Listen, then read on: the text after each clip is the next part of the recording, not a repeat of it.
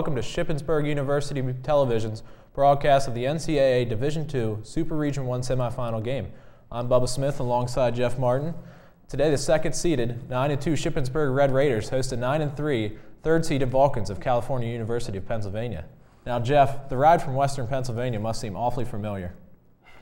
I'd imagine so, Bubba. Just 2 weeks ago, the heavily favored Vulcans traveled to Seth Stadium in an attempt to claim their second straight PSAC conference championship. Now, despite allowing 21 points in the fourth quarter, the Red Raiders held on to win 42-35, claiming their first conference title since 1981. Cal U responded last week, however, routing the 8-2 Fayetteville State Broncos 42-13 in California. Now, the stage has been set for today's rematch. Indeed it has, Jeff. Before we discuss today's matchup, however, SUTV's own Brad Smith takes a look at the highlights of Shippensburg's unlikely season. Shippensburg started their season off with 2 road games, going 1-1 in those 2 games. First home game of the year was against Lock Haven, and there is Kevin Marshall with a 33-yard touchdown run, giving Shippensburg the lead at that point in the game, 35-0, and they would take that game 49-7. Next week was against East Stroudsburg, the first conference game of the year. There is Kevin Marshall with a 69-yard touchdown run, Mr. Shake and Bake himself, 17-7 at that point. Chad DeFebo to Mike Harris for the 17-yard touchdown, giving Shippensburg the lead 31-14. And folks, Shippensburg would take that game against East Stroudsburg 38-14. The next 2 games were on the road for Shippensburg, at Millersville and at CW Post. They crushed Millersville 63-24, but came up short against CW Post 24-40. Next week was another home game against Kutztown, and Mike Fournette with the big 55-yard touchdown reception from Chad DeFebo, giving Shippensburg their early lead 7-0. Folks, and the Red Raiders were down in the fourth quarter against Kutztown, but there was Chad DeFebo to Mark Rossi for the game-winning 27-yard touchdown pass, 26-22 Shippensburg. Next week was homecoming against Westchester. Start off the game pretty early. Chad DeFebo to Mike Harris, 22 yards for the touchdown.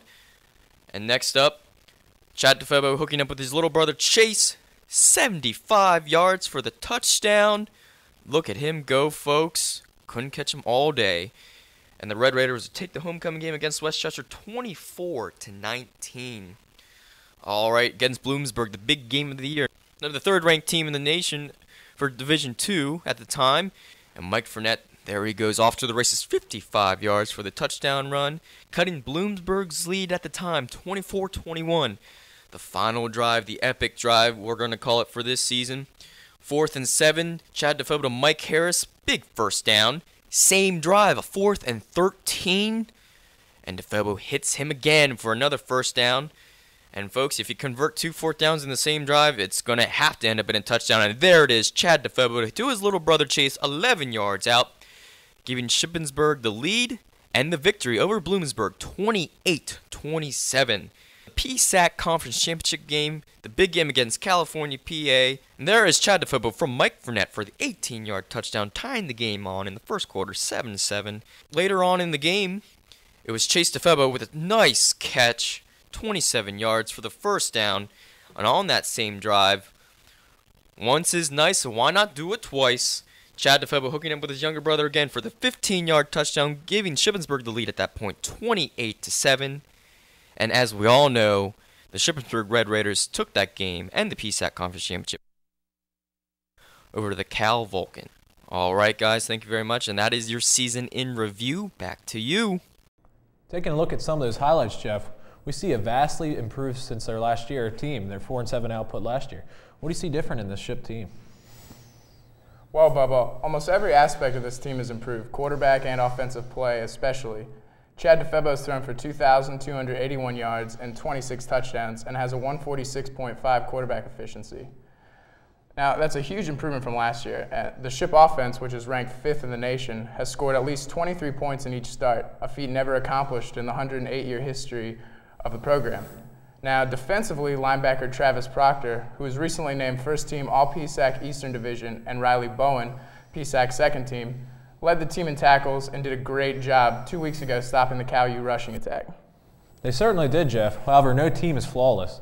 As we mentioned earlier, Ship allowed 21 points in less than 10 minutes at the conclusion conclusion of the PSAC championship game, bringing the total number of fourth quarter points allowed this year to 102. That's roughly 9 points per game. If the Red Raiders want to advance, they will need to control the flow of the game in the final quarter. I agree. Now, there's no doubt the PSAC Eastern Division Coach of the Year, Rocky Reese, has pushed his kids hard in the last 2 weeks of practice. We'll see if the bye week gives Ship an edge in the fourth quarter. Certainly we will, Jeff. And that will do it for our first segment of our pregame show. When we come back, Jeff and I will break down Calu's high-octane four-scoring drives and Shippensburg's potent offensive unit. Stay with us.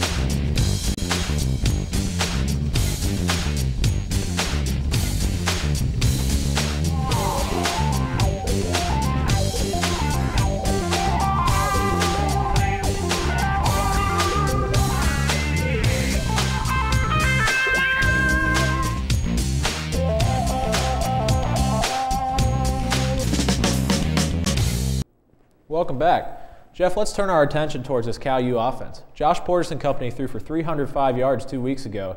Here's a breakdown of what makes that Vulcan offense so effective. And if you take a look at the screen here, you see Portis, the Calu quarterback, lining up. And it's a similar formation to something that Ship runs, the wing T. Now, because Portis is a running threat, Vinny Renato is going to have to cheat up the Ship linebacker. He's going to cheat up, and it's going to leave single coverage here on the near side for the touchdown, as you can see. There's something to keep an eye on today. Now, 2 weeks ago, we sat down with Rocky Reese and asked him about the strategy for beating Calu. One thing he mentioned, evidence in the conference championship 2 weeks ago, was the effectiveness of the play-action pass. Yeah, sure enough, on the opening drive, DeFebo connected with Fournette for an 18-yard play-action touchdown, and we'll break that down on the screen for you. Ship lines up in a standard formation. Halfback Kevin Marshall is going to come in motion, and that's going to bring the linebackers up. And you can see DeFebo makes the pass, just barely missed getting blocked or intercepted. Fournette makes the touchdown, and that's something we're going to look for today again. Yeah, that's a great example of Ship's ability to execute this year, and a skill that's definitely going to be tested again today. Well, Jeff, before we depart, I must know, who will win the second round rematch today at Seth Grove Stadium? Well, you know, it's got to be the Red Raiders. I think it's going to be a shootout just like the game from last Saturday, and home team all the way, Red Raiders. Well, there you have it. That does it for us here in the studio. For Jeff Martin, I'm Bubba Smith. We will now send it out to our sideline reporter, Brittany Modleski. Brittany?